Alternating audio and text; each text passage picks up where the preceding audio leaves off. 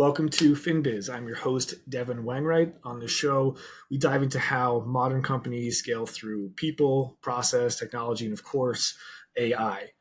We sit down with builders, founders, innovators who are rethinking legacy industries and showing what's possible when strategy and tech actually meet. So today, we've got somebody doing exactly that. We have Matthew Britt, founder and CEO of Commonstead. So Matthew, for those who don't know you yet, could you give listeners a quick snapshot of who you are, what Commonstead does, and what problems you're solving in the industry right now? Yeah, absolutely. Thanks so much for having me on here today, Devin. I really appreciate it. And just a little correction, I'm not the CEO, but I'm one of the co-founders and actually am more of a CEO in one of the biomes, which is the food space inside the Commonstead, and really leading the business development side of the company. And, a little background on me, wanted to be a pro hockey player. That didn't work out. I separated my shoulders the year my team won a national championship. So that ended that dream.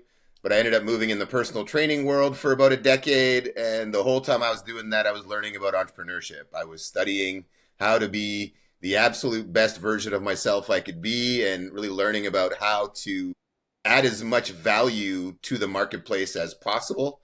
Because once I understood that, I just figured, hey, if I can align myself with the most valuable opportunities to make the biggest impact on a global scale, that I could not only be very successful myself, but also, go to the grave feeling very good about what I've achieved. So over my journey, I've started a number of companies, failed a whole ton of times. But all that's led me to where I'm at today, which is the launching of the Commonstead, which really exists to help people take their power back on every level with food, with energy, with water, with healing, with finance, education, and everything in between. And we've launched about 4 months ago. We are having tremendous success already, and I'll just say this publicly, and who knows if we'll get there, but nothing beats declaring public goals.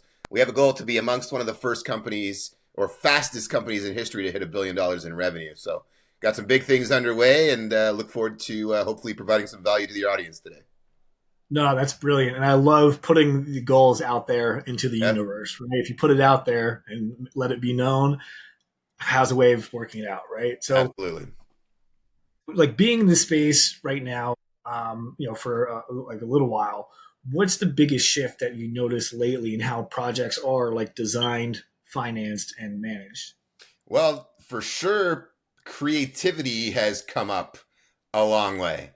The days of the finance side being extremely easy, the days of, the simplest business model winning all the time is changing, right? People now are having to get much more creative on how do they earn market share, how do they earn customer trust and loyalty, and what tools and technologies exist that you can leverage to expand your impact at a much more rapid rate. And, one of the things that I've already heard you touch on, and I know it's something that a lot of people are very aware of, is here, but they're not really utilizing it to its capacity, is the artificial intelligence. And I think today, if you're not getting yourself aware of at least what's possible there, and then starting to put a little bit of attention into that area, you're going to be left behind by companies that embrace it, because it is a powerful tool that can take off so many pieces from your plate as an entrepreneur and drastically accelerate your impact when used correctly. So yeah, I mean, I couldn't agree even more. Right, for those companies and across almost any industry, if you're not adopting it in one shape, like one form or another, you're going to fall behind. So, like, how do you think in your industry, how do you think AI is starting to influence like that environment space? Like, are you seeing any real implementations yet, or where are people still using it as like a theory? So I've got a couple places that I personally have been integrating it and about to pour organic rocket fuel on it. And then another spot where I see the opportunity and have developed the model, but haven't been able to successfully execute and implement at this point. However, I do know that as I have certain funds from one area, I'm going to direct a portion of that into another area because of what I believe it can do for our business. On the one that's more future, something called abundance AI is what I'm terming it as. And essentially, it's empowering artificial intelligence to rebuild nature and work in harmony with us and nature to really unlock the abundance that's already here. And the specific application will be around permaculture. Permaculture simply means permanent agriculture, permanent culture. And one of the things that permaculture does and why our business is so attracted to it is it's flipping the script when it comes to growing food. The way food's produced today, we fight nature. Whether that's your annual garden or your monoculture farm, we fight nature. And nature is relentless. It's never going to lose. Doesn't matter how much poison chemicals we put on it, it will come back and win.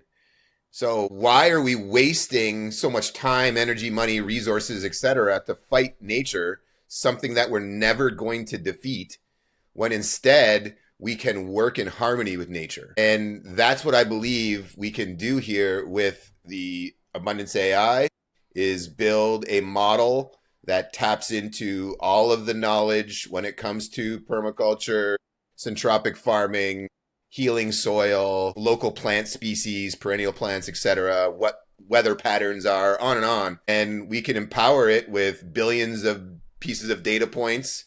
It'll be smarter than any, human designer will ever be. And it can pump out designs much faster than any human could ever do. And that way we can now speed up the process of adoption, of replacing currently a liability landscape that really produces no value for us. Yes, it may have some beauty with your lawn and your ornamental plants, but let's face it, that's a liability that you have to put time, energy, money, and resources into caring for, cutting your grass every week, or you pay somebody to do it. But either way, it's costing you without producing any additional value. Whereas what we can do with permaculture is replace pieces of that, turn some of that ornamental landscape into an edible landscape that produces not only food, but medicines, fuels, value. And, when we do that the right way, and this goes very counterintuitive to business in general, when we think about the drivers of business and the things that the shareholders want, it's profit. What I have a vision of creating over time is something where we completely demonetize the whole adoption of food growing everywhere. And we do it, one, through utilizing the artificial intelligence for the design side. Two, as we get more permaculture food forests installed and built up in a local area, well, every one of those food forests naturally becomes a nursery. And now when Devin gets his food forest design done by the artificial intelligence, and we go to build out his location, we have 100 other people with food forests around him who each donate a few plants to his project. And now that plant life and material has now come for nothing. And then three, the labor to build that thing out. Well, what if those 100 people each donated 2 hours of their time? And now we've got a food forest that's been built that literally used to cost tens of thousands to hundreds of thousands to potentially millions of dollars, depending on the size of it. And we can bring it down to a near zero cost.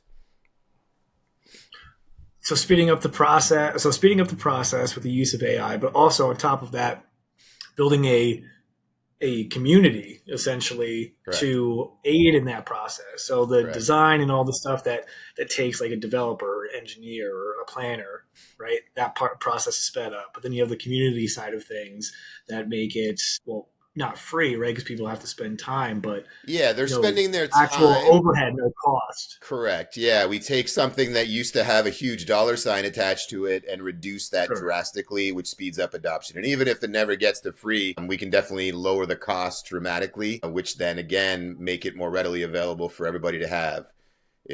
This is all kind of soapbox philosophical type of conversation right now. However, no, it makes the whole thing more palatable. Yeah. Well, hey, the truth is we have a society that believes things are scarce, especially when it comes to food. But the reality is nature is abundant naturally. It's there. We have just been led to believe that we need to replace what used to grow with a lawn. with what used to grow to produce food for us with ornamental stuff.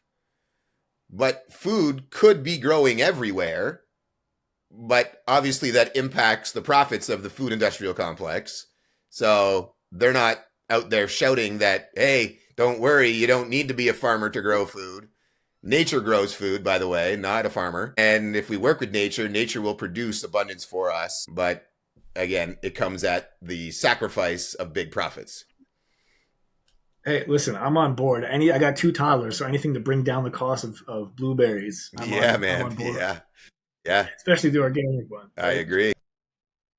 Kind of backtracking back into the internal tech and AI that you're using now, right? So, like, how do you think AI is starting to really? How do you think AI could actually drive growth for firms like yours? Like, is it like better forecasting, predictive budgeting, automated proposals? Like, how are you using AI Yeah. internally, and where do you think it could improve? I can tell you that I'm not that smart, so I don't have it integrated in every area yet. So it's being drastically Right. probably underutilized. However, the area that I'm definitely strong in is business development. And what I have personally been doing with artificial intelligence is building a business development agent who specifically has tasks around around developing and nurturing leads, educating those leads, collecting whatever important data we need from those, and then qualifying and moving the right people into meetings with me. And instead of me having to do all of that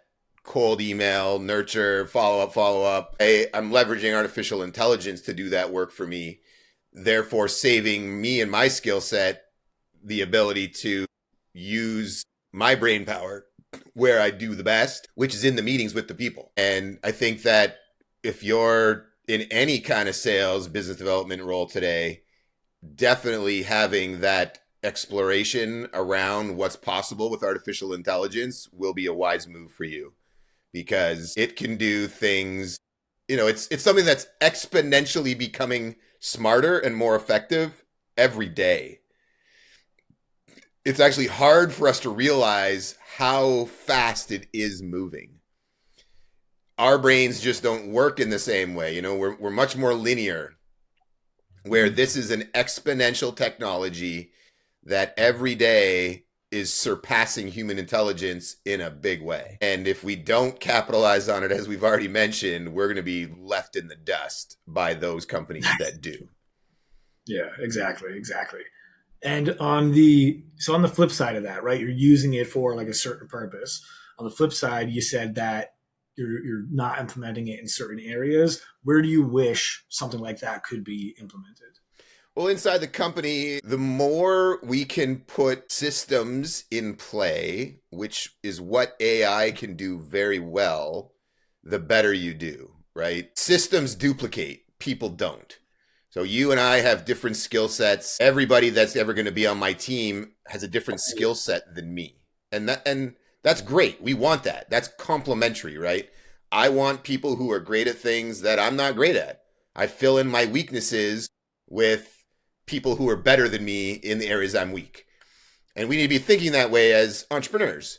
But systems are what sell. Systems are what duplicate. Systems are what scale. So in my brain, getting artificial intelligence on your team and having it work on the systems piece, figuring out with you based on, at least for me, I talk to it. I don't type it prompts. I actually go into full dialogue. I have found my results have gone way up because I definitely can communicate with my voice much better than I do typing. Like I'm thinking way ahead of it, and you're just not as clear. Whereas when you're speaking to it, it's, at least from what I can tell, it's even picking up on tonalities and intensity and things behind how you're talking, and will give you more accurate results based on what it is you're saying to it. So implementing it in a way where it can build the systems, the SOPs, the formulas for tracking and success inside the measurable milestones is where AI is definitely going to play a valuable role for us, yet it's not at today's junction. Yeah, makes sense, right? Like just like with anything, there's like a time and place, and if it's not available to us, what I've come to learn since I started the business is that if you have a thought, and just like your goals, right? If you have a thought and you put it out there for even somebody else, not even internally to work on, Yeah. months down the line, if not weeks, if not days, it usually comes to fruition, Hmm. right? Just for the speediness, right? Yeah. The readiness for people to solve these problems for other people is even more abundant than it is now. That being said, to kind of coattail on that too, what would you say is one area that you don't trust AI to touch yet? It's a good question, and I'm gonna need a second to ponder that one. Take a second. I My guess or gut instinct right out of the gate is just emotional conversation. Um, Okay. Dealing with a unhappy customer Hmm. and also having it to, handle those type of high potential intensity conversations. But that doesn't mean I'm correct. But that's the first place that my mind went to as something that I would maybe at this point be a little weary on, because it's not, from what I get, not yet fully capable of empathy and compassion and understanding in that way, really seeking to hear a person out. Although I'm sure that with the right inputs and the right, large language model around it, that it could be trained to be much more empathetic in customer service dealings. But yeah, that's kind of where my brain went first. So I'll just go with that one. No, I think yeah, that's a great answer. And actually, we started part of one of the things that we do is that we install like AI receptionists, right? Both phone and text for the website Mm. that have those limits.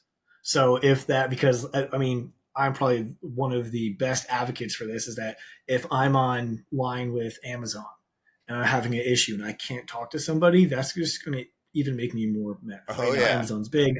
I'll never not be a repeat customer because I got upset with them just because they're too big. But for small to medium sized businesses, yes. So what we do, just so you know, you're not alone in this, is that because it's not quite there yet, and I do believe it's close, Mm. we set limits so it does escalate it to an actual customer service rep if needed, if it picks up on certain things. So Yeah. you're definitely not alone in that. That was a good instinct. And I gotta say, I'm like you. I get on the phone with my cell phone provider or my utility company, and you never get to a person right away. Or my bank, you don't talk Right. to somebody right away. You jump through 12 hoops with AI answering questions, and I could have been done my conversation already.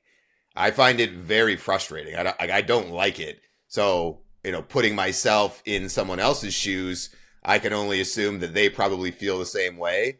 So it's like, why do the companies, why do we keep pushing that trend forward when the human interaction is just, at least to date, so much more efficient?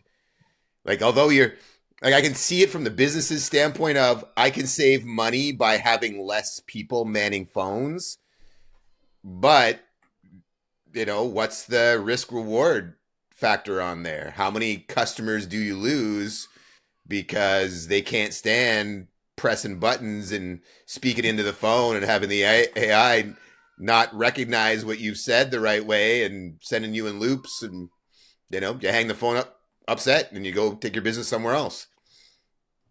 Exactly. Well, yeah. What we're finding is that it's always best to not totally replace. I think that we hinted on this before.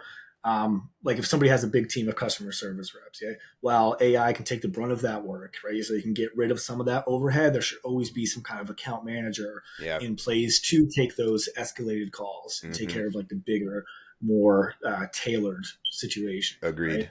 Agreed. Um, Nice, man. Well, yeah, last question because I know you got to jump. So, if you were to look in the next, because and I used to ask this in like 3 to 12 to 36 months thing, but in the next year, if you could look 12 months ahead, What does winning look like for Commonstead? Well, as I already mentioned, we have that big, hairy, audacious goal of being one of the fastest companies to $1 billion in total revenue, and that definitely is a place that I firmly believe, with what we've assembled here, that we can do. And we already have serious momentum on that. Our pipeline of business opportunity already spans into the hundreds of millions, and we're a 4-month-old business. So we've got the legs, we've got the timing, I think, in the market based on really what we're trying to do, which, overall is help a home be self-sufficient on every level, but also commercial businesses. And it may not be the same situation for a commercial business. We're not necessarily helping them produce their own food for their employees on site and doing all the energy production and water capturing and all the different things there. But we can help them save on their electricity utilizing some of the technologies that we have. We can help them save on water. Some of these fixed costs that they can't operate their businesses without, we've got solutions to help them. And based on those things, I really think that we're positioned very well with a timing of we're continually impacting our environment. The climate change conversation, whether we believe in that as real or don't believe in it as real. The truth of the matter is, humans have been destructive to the environment. And because we've been destructive to the environment, we are feeling the effects of that destruction. Is it because we've got too much CO2 in the atmosphere? Well, I'm not so sure, but I'm no expert. So I'm not going to, go there either way. But I can definitely acknowledge the fact that we've been destructive to the environment, and that we fight nature, and that we have solutions to a lot of our current issues, but people don't know they exist. And the Commonstead exists to bring that stuff to the world in a big, big way. And what I see for us in a very short period of time is really expanding into the different biomes, we call them.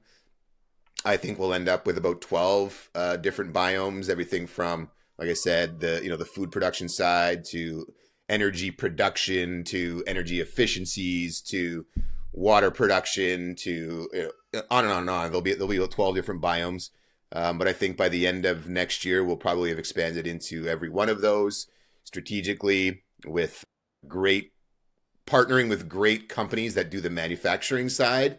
And then with us building out a dealer installer network across the United States, Canada, and into other countries, and then leveraging that dealer installer network and our affiliate model to drive customer acquisition and bring lots of business to our dealers installers, which then feeds our manufacturers, and repeat.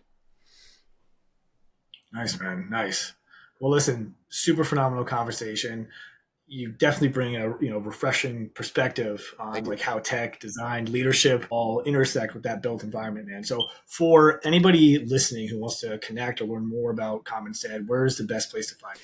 You know what? If they're on LinkedIn, they can find me there. That would be great. It's just under Matthew Britt. I think it's linkedin.com/in/Matthew.Britt. I'll include the link. Yeah. Yeah. Or they could go to thecommonstead.com, or they could email me at matthew@thecommonstead.com. And I'd love to chat with anyone who wants to take their power back in any capacity, whether that's a homeowner or a commercial business, or anybody who just wants to connect in general. I'm happy to talk with anybody. I love making new friends, and that's the spice of life.